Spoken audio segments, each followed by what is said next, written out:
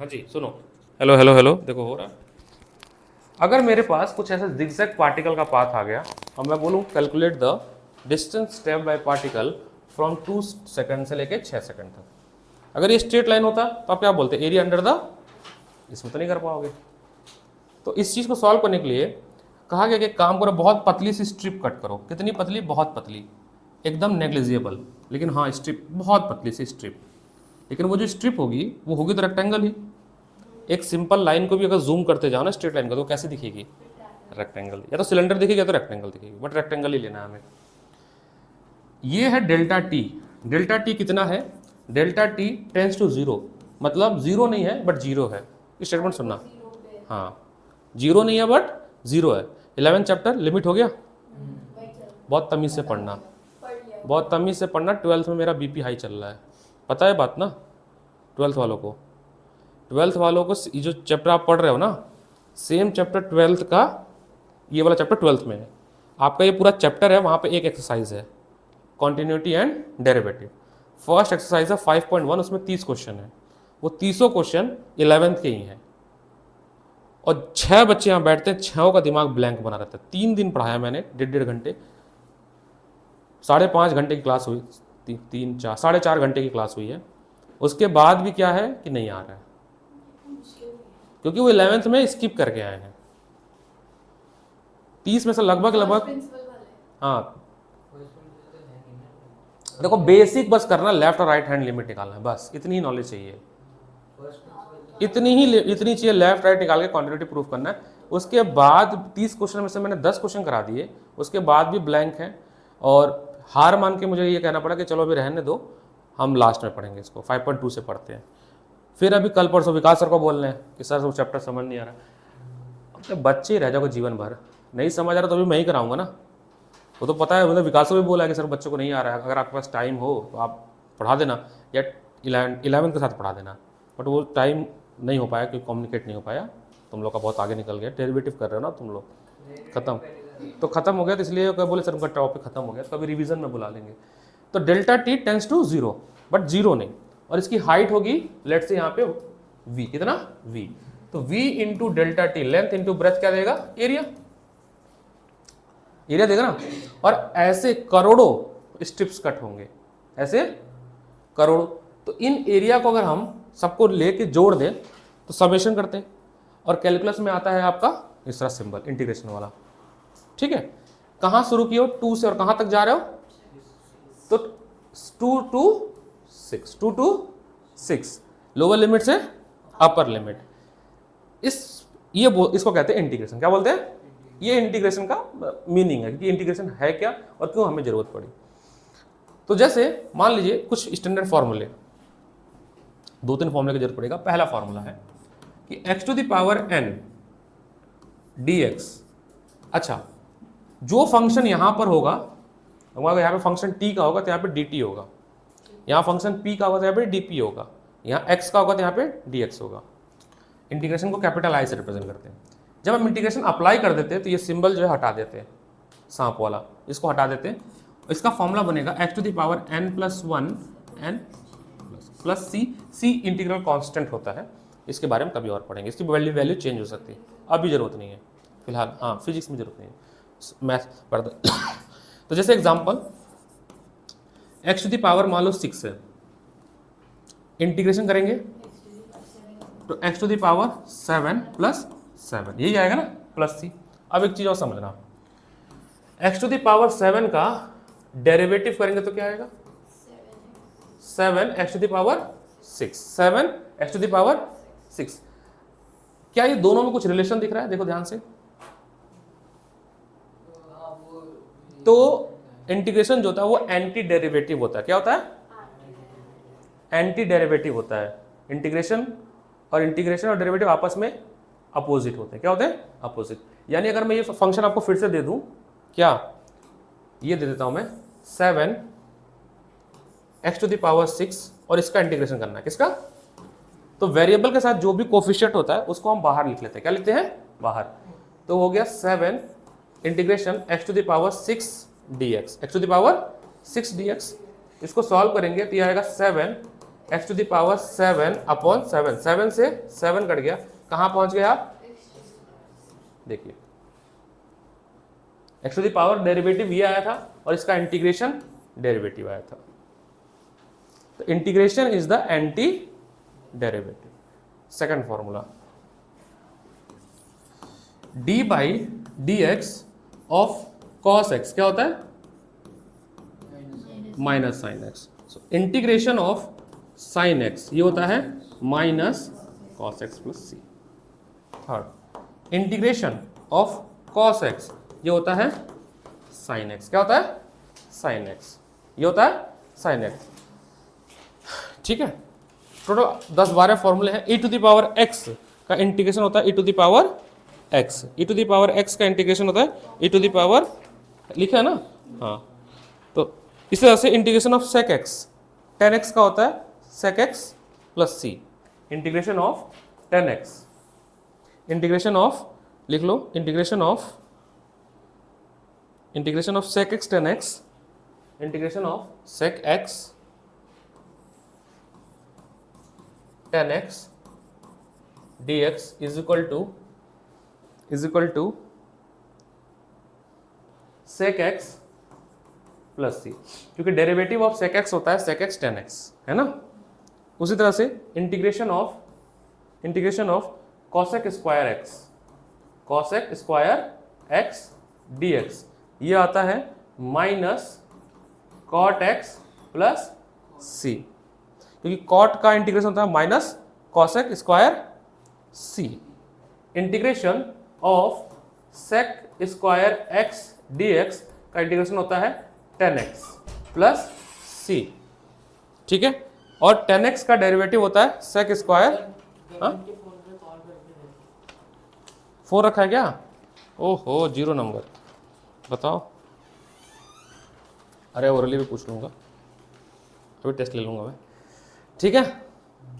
Okay, integration of ex पे power dx gives you e to the power ex। Integration of log x वाला कहाँ है? 1 upon x, integration of 1 upon x dx give you log x। log x का derivative होता है 1 upon, तुम कितना pen तुम लिख रहे हो? पेन लो, कितना पेन चाहिए तुमको? लो उसको, पेन रुको हम दे रहे हैं, रेड कलर का पेन लो, ले लो, लाल पेन से लिखो। अरे फोन तुम्हारा, हाँ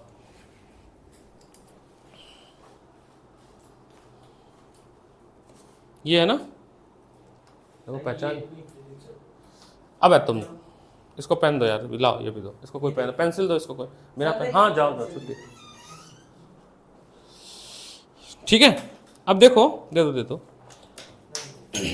छोटा सा एक चीज और समझना कि मान लो अगर ऐसे लिखा है x to the power 3 plus sine x plus e x और इनका इंटीग्रेशन करना है, ठीक है?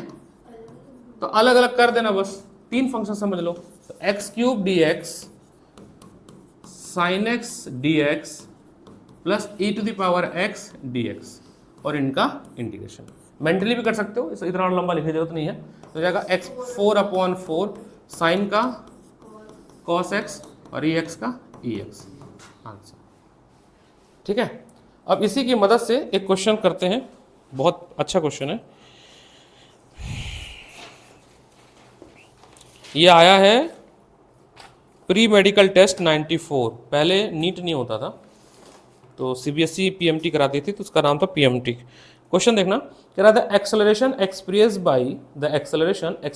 By a boat after engine is cut off is given by. तो आपको ना एक्सेलरेशन का इक्वेशन दिया हुआ है कुछ इस तरह से, dv by d t is equal to minus k v q. एक चीज और समझ लेते हैं, अगर आप dx बाई डी टी करते हैं तो आपको मिलता है v, क्या मिलता है? और v का डेरिवेटिव एक बार और करते हैं तो आपको मिलता है एक्सेलरेशन, क्या मिलता है? एक्सेलरेशन। पक्की बात ना? 2 बार डेरिवेटिव करते हैं, हाँ 2। तो ये इंस्टेंटेनियस होता है, क्या होता है? इंस्टेंटेनियस होता है। इंस्टेंटेनियस होता है। क्या होता है? इंस्टेंटेनियस होता है। बात समझना, जाने दो। इंस्टेंटेनियस मतलब at the time of speak. अच्छा, डेरिवेटिव आपको सर ने ये भी बताया होगा, डेरिवेटिव आपको स्लोप देता है, रेट ऑफ चेंज। जैसे आप डेरिवेटिव जब पढ़े होगे तो अगर आपको मैं कैसे ग्राफ दे रहा हूं, तो हर पॉइंट पे जो स्लोप बनता है, ये जो स्लोप आता है, ये स्लोप निकालने की जो प्रोसेस, स्लोप निकालने का जो टूल है वो है डेरिवेटिव। क्या है? डेरिवेटिव। और ये हर पॉइंट पे क्या बताता है? रेट ऑफ चेंज बताता है, रेट ऑफ चेंज बताता है। बहुत बढ़िया, आप समझिएगा। हाँ, फिर कह रहा है कि where k is a constant, where k is, if v not is the magnitude of velocity at cut off. Cut off का मतलब होता है इंजन का बंद होना ना, कट ऑफ होना मतलब इंजन का बंद होना। Find the magnitude of velocity after t time of cut off. दो चीजें, v naught and v. V naught क्या है? लिख लो, is the magnitude, is the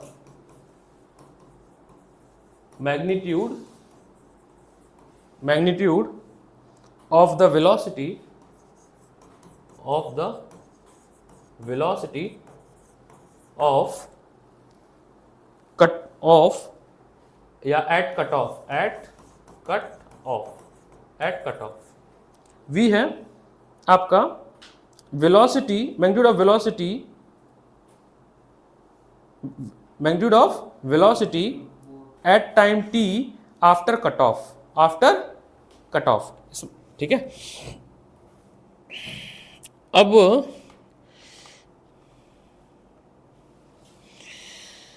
फिर से सुन लेना पूरा statement. The acceleration experience by boat after engine is cut off is given by dv by dt is equal to minus k v3 where k is constant. अच्छा जी, सुनो, तो हमें निकालना क्या है? वेलोसिटी आफ्टर टी टाइम पे निकालना है ना। तो देखो, इंटीग्रेशन हमने एक जगह पर और पढ़ा था, कहाँ पे? Derivation of equation through the integration. तो देखो यहाँ पे एक चीज समझना है कि इसको हम कैसे चेंज करें, कि क्या लिखा हुआ है? एक्सेलरेशन बने dv by dx is equal to minus k times v3। तो हमें इसको इंटीग्रेबल फंक्शन में चेंज करना है। ये dv बाई dtx लिख दिया मैं हर जगह, टाइम के रिस्पेक्ट में। dv बाई dt है, टाइम के रिस्पेक्ट में है, t है टाइम। एक्सेलरेशन दिया हुआ है dv बाई dt, एक्सेलरेशन दिया ना कि स्पीड। तो इसको इंटीग्रेबल फंक्शन बनाए हम, तो ये वाला v वाले एक तरफ ले जाते हैं, तो कैसे जाएगा? ये v टू द पावर 3 है, उधर जाएगा तो क्या बनेगा? v to the power minus 3 inverse हो जाएगा dv is equal to minus k dt। यही है ना? देखो फिर से समझना क्या किया है। dv बाई dt दिया हुआ था, एक्सेलरेशन दिया हुआ आपको, dv बाई dt एक्सेलरेशन दिया है, क्या दिया है? माइनस के v3 का। तो अगर मैं ऐसे लिखूंगा dv by is equal to minus k v3 dt, यहां पर फंक्शन t में है और यहां फंक्शन क्या है? v में, दोनों सेम होना चाहिए। तो यहां तो रहेगा नहीं, तो ये उठ के यहां आएगा। तो जब यहां आएगा तो v पे पावर हो जाएगा माइनस 3, 1 अपॉन में आएगा ना, 1 अपॉन v आएगा, 1 अपॉन v आएगा। अभी जाना नहीं है तुमको, बैठो बताता हूँ क्यों। अरे पढ़ लिया करो बेटा, बैठो बैठो बैठो बैठो बैठो, तसल्ली रखो, बैठो बेटा बैठो। तुमको टॉपर बनाना तो मेहनत कराना पड़ रहा है। रिकॉर्डिंग पे जा रहा, मम्मी को भेजूंगा। ये किसने बोला ये बात? नाम क्या है इसका? आर्यन, क्लास 9। ठीक, अब जाओ तुम। अब तो रिकॉर्डिंग भेज देता हूँ ना मैं, अब रिकॉर्ड में रहेगा ना, मुझे टॉपर नहीं बनना है। माइनस के टाइम डी। तो अब हम इसको इंटीग्रेट कर सकते हैं, इसको इंटीग्रेट कर सकते हैं इनिशियल वी नॉट से फाइनल वी तक, इनिशियल वी नॉट से फाइनल वी तक। और टाइम कहाँ से? टी नॉट है, टी इनिशियल 0 लेंगे ना, एट टाइम टी पे चाहिए, हाँ 0 लेंगे। इनिशियल टाइम 0 से लेके टी, क्योंकि वेलोसिटी चाहिए एट टाइम टी, यही चाहिए ना। फाइंड वी नॉट, हाँ इनिशियल यहाँ लिखा हुआ था ना, वी नॉट क्या है, यहाँ पे स्टेटमेंट लिखा था, V not is the magnitude of velocity at cut off, है ना। Find the magnitude of velocity at time t after the cut of.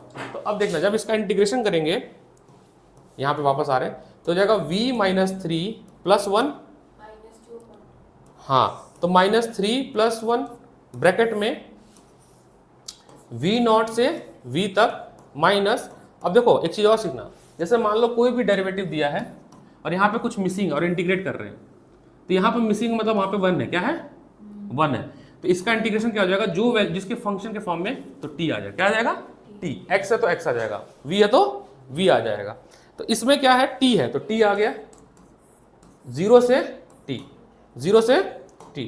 अब अपर लिमिट पुट करेंगे लोअर लिमिट, तो थोड़ा और सिंप्लीफाई कर लेंगे, तो v minus two v naught is equal to k upper limit minus lower limit. कुछ महानुभाव की कॉपी चेक किया है मैंने, अगर ऐसे लिखा हुआ है बेटा, पहले अपर लिमिट पुट करना है फिर लोअर लिमिट माइनस करके, कुछ लोगों ने क्या किया, टी स्क्वायर माइनस जीरो कर दिया है, मल्टीप्लाई नहीं करना है, उसकी जगह पे बैठेगा वो। मान लो अगर यहाँ पर होता p और यहाँ पे होता q, तो क्या होता, पहले p आता फिर माइनस q आता, वैल्यू आके बैठती है, ना कि इसमें मल्टीप्लाई होता है। ये सब चीज़ें थोड़ा ध्यान देना है, छोटी छोटी अन्य मतलब गलतियाँ हो जाती है। तो जब यहाँ पुट करेंगे value upper limit and lower limit, तो हो जाएगा v minus two upon minus two minus v not minus two upon minus two. पक्की बात, हाँ पावर तो रहेगा ना, पावर तो रहेगा ही, is equal to minus k t, minus k t. अब माइनस कॉमन ले लो, थोड़ा सिंप्लीफाई करो, अब यहाँ से सिंप्लीफिकेशन है, ये माइनस माइनस क्या बन जाएगा, प्लस, एलसीएम हो गया टू, यहाँ पर एक माइनस आएगा, v minus square plus v not minus का टू, और इधर आएगा माइनस के टी, टू उधर चला गया है ना, क्योंकि v चाहिए केवल हमें, टू उधर चला गया, तो minus v minus k T two times, और ये प्लस में तो जाके माइनस हो जाए, क्या हो जाएगा, माइनस अंडर रूट करना। अभी ये बड़ा कॉम्प्लिकेट हो गया, सिंप्लीफिकेशन इसका उल्टा पुल्टा हो गया, हमें वन अपॉन यहीं पे कर देना चाहिए था, ये है ना, इसको वन अपॉन यहीं पे सॉल्व कर देना चाहिए था, अब हो जाएगा, यहाँ से मिटा देते हैं क्योंकि फिर ये ना सिंप्लीफाई नहीं होगा। तो एक काम करो, ये माइनस तो हट जाएगा है ना, ये माइनस कन्वर्ट हो जाएगा किसमें, प्लस में, तो प्लस, अब एक काम कर लो, बाहर निकाल लो 1/2 है ना, तो जब 1/2 निकालोगे तो हो जाएगा 1 upon v square minus plus 1 upon v naught square is equal to minus k t, minus k t. अब ये हो जाएगा आपका 1/2 ब्रैकेट में v naught square plus we square upon v square we naught का square is equal to minus k t. अब सोचो ऐसे क्वेश्चन जो हैं ये एमसीक्यू में आते हैं, किस में आते हैं, और ऑप्शन कैसा है इसका, option A v is equal to v naught upon 1 plus two k T v naught square root में, ऑप्शन बी ऑप्शन सी जो भी बन जाएगा, आंसर मतलब ये वाला सही है। तो हमें यहां तक पहुंचना है सिंप्लीफाई करके,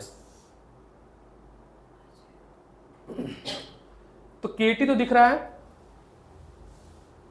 और 2 भी आ जाएगा इसके पास है ना, तो अगर हम भेजें तो 2 भी चला जाएगा, तो ये बन जाएगा आपका minus V naught square plus we square is equal to, ये पूरी वैल्यू अगर भेज दें तो 2 V square we naught square, पूरी वैल्यू जा सकती है ना। अब वी नॉट को भी इधर ही भेज दो,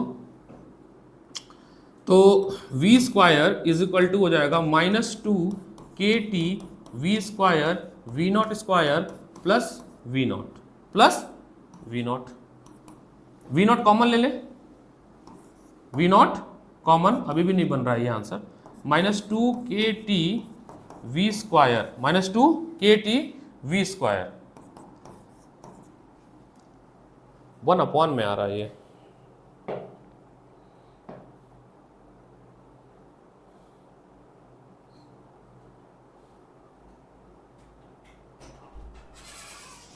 ये कॉमन हमने गलत दिया है, ये कॉमन सिंप्लीफाई हो जाएगा। यहाँ से एक सेकंड, वी नॉट कॉमन लेंगे तो हो जाएगा -2 KT v² + 1, है ना।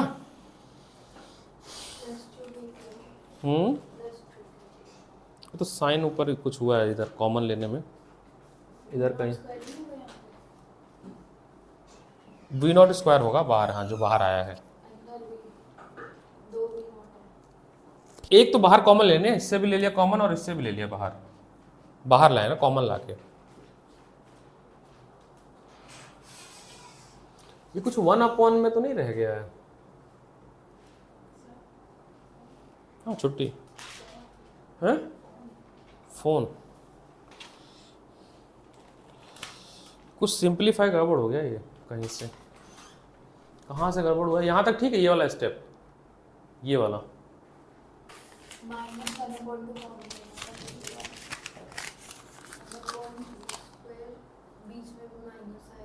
तो माइनस बाहर लेंगे, माइनस ये माइनस बाहर ले लेते हैं और फिर प्लस की जगह माइनस हो जाएगा बीच में। यहाँ से कैलकुलेशन गड़बड़ हुआ।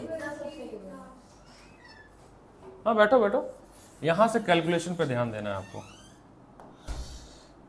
एक सेकंड, ये जो हमने लिमिट पुट की है इस पे जाते हैं पहले। ये भाई देखो मेडिकल का पेपर है तो थोड़ा तो ट्रिकी होगा, सीबीएसई का तो नहीं है ना, कैलकुलेशन थोड़ा सा ध्यान देना पड़ेगा। इंटीग्रेशन सही है ना, इंटीग्रेशन सही है, ओके। इंटीग्रेशन जब सही है तो इसको भी मिटा देते हैं। अब यहाँ से कैलकुलेशन फिर से करो, कैलकुलेशन गड़बड़ हो रहा है, हमें आंसर यहाँ तक पहुँचना है। तो एक काम कर लो, माइनस को ना ऊपर ही भेज लेते हैं पहले, तो माइनस ऊपर भेज लेंगे तो हो जाएगा v, एक सेकंड रुक जाओ, अंदर पहले सॉल्व कर लेते हैं। तो 1 अपॉन v² 2 माइनस ऊपर है, ठीक है। अब ठीक है ना, अब यहाँ से थोड़ा सा सिंप्लीफाई अच्छा सही होगा, गलत नहीं होगा। अभी पहले वैल्यू पुट करते हैं, तो जगह आपका -1/2 v²। अच्छा एक गड़बड़ क्या है बताता हूँ, फिर माइनस करते हैं, अगेन माइनस करते हैं, अपर limit minus lower limit, minus पहले से ही अवेलेबल, तो माइनस माइनस क्या हो गया, यहीं से गड़बड़ शुरू हुआ था, प्लस। तो 1/2 v² v0। देखो 2 बार माइनस होता है ना, देखो अपर लिमिट माइनस लोअर लिमिट, हाँ हाँ तभी वो माइनस साइन चेंज हुआ, वो हो जाएगा, ठीक है वो तो हो जाएगा -KT। अब क्या है सुनो बताता हूँ, यहाँ से -1/2 कॉमन ले लिया गया, तो जैसे ही -1/2 कॉमन ले लेंगे तो यहाँ पर जाएगा 1/v² माइनस 1/v0² हो जाएगा, पक्की बात ना। और यहाँ पर हो जाएगा -KT।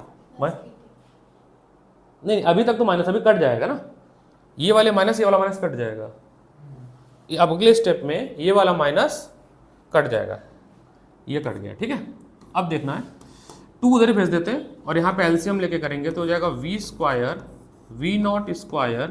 अब देखो ऑप्शन मैच करने के लिए ऐसा करना पड़ रहा है क्योंकि वहां तो ऑप्शन है, अगर डिस्क्रिप्टिव होता तो मेरा सिंप्लीफिकेशन जहां लग छोड़ते वहां आंसर आ जाता, क्योंकि ये नहीं, ये एक्चुअली कॉम्पिटिटिव एग्जाम का क्वेश्चन, देखो सीबीएसई PMT 94, तो ये ऑप्शन फॉर्म बनेगा, ये ऑप्शन है।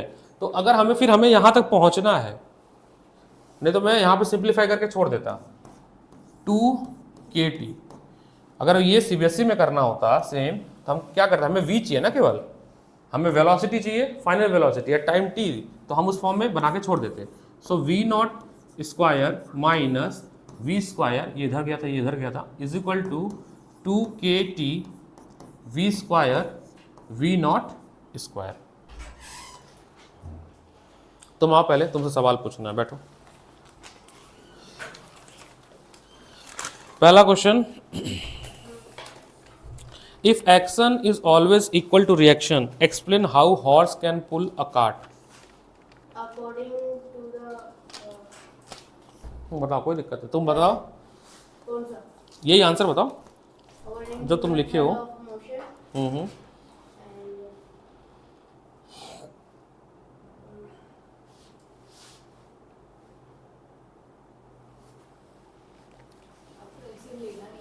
हाँ ये पता क्या है, आंसर के लिए आप इसको इधर इसको भेज दो यहाँ पे, है ना। तो वैसे ये भी स्टेटमेंट सही है मेथड, बट ऑप्शन नहीं बनेगा। तो 1 क्या हुआ बेटा, बोलो। According to the third law of motion, the गड़बड़ हो गया, मोबाइल से देख रहे थे तुम, नहीं तो फिर आंसर क्यों नहीं बोल रहे, बोलो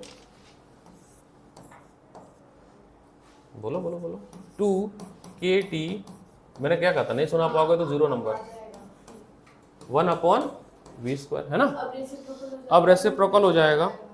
कर ये भी सही रहते बट अलग आंसर आता, ऑप्शन मैच नहीं करता बस। तो ये भी हमें सीखना है कि ऑप्शन मैच नहीं करेगा कॉम्पिटिटिव में, तो जैसा ऑप्शन उसके हिसाब से हमें सिंप्लीफाई करना पड़ेगा। रूट हटेगा तो ये किस में आ गया, रूट में हटेगा नहीं, और ये बाहर आ जाएगा, ये बाहर आ जाएगा, है ना, केवल नीचे वाला रह जाएगा। तो ये सर आपका प्योर आंसर बना जो कि ऑप्शन में था और जो सही था। तो V0/रूट में। तो बेटा ये क्वेश्चन हो गया नीट का, तो हमने नीट भी कवर, ये नीट का क्वेश्चन है, ठीक है। पहले तो नीट नहीं था बट अब होगा तो ये नीट, क्योंकि नीट में रिपीट होता है। क्या हुआ बेटा, क्या हो गया, दिक्कत नहीं याद है। नेक्स्ट क्वेश्चन पूछ लेते हैं, जितना लिखे उतना ही पूछ लेते हैं। Define melting and boiling point. बैठ जाओ, अपना ही घर है, क्या दिक्कत है, परेशान मत हो, बैग रखो आराम से समझाओ। चलो, define melting and boiling point. अगर आप ओरली नहीं सुना पा रहे हो तो वो आंसर कंसिडर नहीं किया जाएगा, पहली बात तो ये। आप ओरली नहीं सुना पा रहे हो तो वो आंसर कंसिडर, या तो अगला ऑप्शन ये है कि इसी आंसर को फिर से लिख के दो मुझे, इसी पेपर को। सो क्वेश्चन नंबर 2 री अटेम्प्ट करो, ये मेरे सामने एक, अगर नंबर पाना है तो 15th भी नहीं चेक किया जाएगा। ईमानदारी से नहीं करोगे तो उसको, उसका टेस्ट का कोई मतलब नहीं है। बैलेंस एंड अनबैलेंस फोर्स बताओ, लिखे हो ना तुम इसमें, तब ईमानदारी से लिखे हो कि मोबाइल से लिखे हो, पहले सही से बता दो। तो कहाँ से देख के लिखे, किससे पूछे हो, किससे पूछे हो, पूछे हो ना, तो ये बात गलत है ना, ये बात तो गलत है। तुम पहली बार 9th में आए हो, हमने कई 9th पढ़ा दिए, ठीक है। और तुम पूछोगे तो उसका आंसर तुम्हारा आंसर मैच भी कर जाएगा, तो उससे भी तुम्हें पकड़ लूंगा, उससे भी तुम्हें पकड़ ही लूंगा। थोड़ा सा तुमने चेंज किया होगा, गलत है बेटा, अपने मन से करना है। चलो बाय, तुम जाओ, तुम लोग बैठो, तुम बैठो, अभी तो 11 तो बैठेंगे, तुम जाओ। तुमने बुक रख लिया, ओए होए, अभी तो क्वेश्चन कराना मेरे को, तो कोई और अरे अभी रुको, भी अच्छे अच्छे क्वेश्चन करा रहा हूँ मैं आज पूरा IIT JEE पढ़ाना है मेरे को। लेवल तो आना चाहिए कि हम IIT JEE भी पढ़ाते, पता चला अरे सर केवल कहते हो, पढ़ाते तो हो नहीं, ऐसा नहीं होना चाहिए। नहीं नहीं, next question, cut off high चला गया। Next question graph based question है, बहुत अच्छा है, आपको प्लॉट करना है। क्वेश्चन नंबर 3.3, स्टेटमेंट समझाता हूं, खुद समझ लेना। एक लड़की है, वो 9 बजे ऑफिस के लिए निकलती है। हाँ, आपको ग्राफ प्लॉट करना, सिनेरियो दिया हुआ है कुछ ऐसा, DT ग्राफ बनाना है, ठीक है, डिस्टेंस टाइम ग्राफ बनाना है।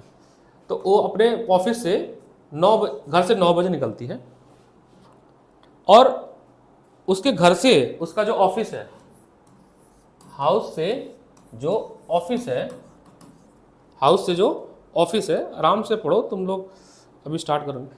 हाउस से जो ऑफिस है वो 2.5 किलोमीटर दूर है, कितना है, और जाने में उसको जब वो जाती है तो उसकी स्पीड है 5 किलोमीटर पर आवर। जब वो जा रही होती है तो उसकी स्पीड है 5 किलोमीटर पर आवर। तो अगर हम टाइम निकालें, मतलब वो हाफ एन आवर में पहुंच जाएगी, मतलब 30 मिनट में पहुंच गई वो। तो 9 बजे चली थी और 9:30 पे वो ऑफिस पहुंच गई, पक्की बात। अब 5 बजे तक वो ऑफिस में ही रहती है, 5 बजे तक वो ऑफिस में ही रहती है, यानी 9:30 से और 5 बजे तक डिस्टेंस में कोई चेंज नहीं आता है। तो मैं लेट से बनाता हूँ ऐसे कुछ रैंडमली, ऐसे लाइन, ये वो लाइन है जिसमें डिस्टेंस चेंज नहीं हो रहा, कुछ डिस्टेंस होगा मान लो यहाँ पे, हाँ, 0 से नहीं चालू किया, इसलिए हमने थोड़ा टिल्ट कर दिया, छोड़ दिया उसको, 9 से चालू हुआ है। तो 9, 9:30 बजे से लेके और 5 बजे तक अब वो अपने ऑफिस में ही रहती है। और जब स्पीड कुछ आएगा तो ग्राफ इंक्रीज होगा। क्या होगा?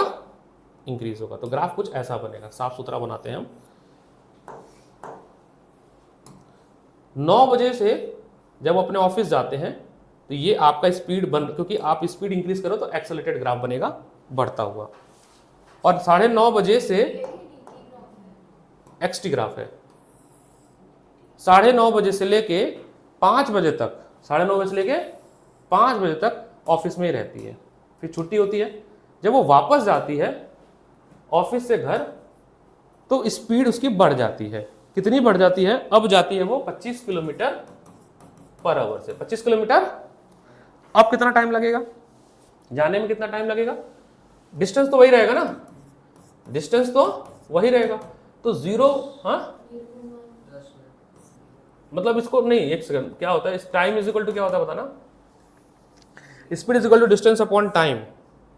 Speed is equal to distance upon time. तो time is equal to distance upon speed. तो डिस्टेंस है 2.5 किलोमीटर और ये 2.5 से 25 जाती है, डेसिमल हट गया है ना, इससे कटा तो 1/10 आ गया। क्या आ गया? 1/10 यानी 0.1 आवर, क्योंकि आवर में चल रहा है ये 0.1 मतलब 5:05.01 पे 5.01 पे वो अपने घर पहुंच जाती है। 0.1 हुआ ना, ये डेसिमल ठीक है डिवाइड हुआ है, एक बार देख लेना। अगर अच्छा 0.1 को अगर हम मिनट्स में कन्वर्ट करें कितना होगा? 1 घंटे में 60 मिनट होता है, तो 0.1 आवर में कितना होगा? 6 मिनट। 1 घंटे में 60 मिनट होता है, तो 0.1 आवर में कितना मिनट होगा? 6 मिनट। क्या होगा? मतलब कि 5:06 पे 5:06 पे वो अपने घर पहुंच जाएगी। 5:06 पे वो अपने घर पहुंचे। और जब घर पहुंचेगी तो इसकी वेलोसिटी कैसी होगी? 0। और डिस्टेंस क्या होगा? 0। ये 0 वाला लाइन है, डिस्टेंस क्या है? 0। ये आपका x है। यहाँ पे कुछ डिस्टेंस रहा, कितना था वो? 2.5 मीटर। और यहाँ पे 0, कुछ नहीं निकालना था। ड्रॉ द ग्राफ, कहानी दी गई थी और इसका ग्राफ बनाना था। बन गया ग्राफ। तो कहानी दी गई और आपको ग्राफ प्लॉट करने आना चाहिए। एक और अच्छा क्वेश्चन है 38, पेज नंबर 3.48 जरूर कर लेना, मैं करा दूंगा फिर उसके बाद नहीं तो। और ये बहुत अच्छे से क्वेश्चन है। अभी फ्री फॉल वाला भी कराना है ना, ये 4th मैंने करा दिया। इसके बाद जेई मेंस 2019 का क्वेश्चन है, प्रॉब्लम नंबर 6 खुद से ट्राई करना है।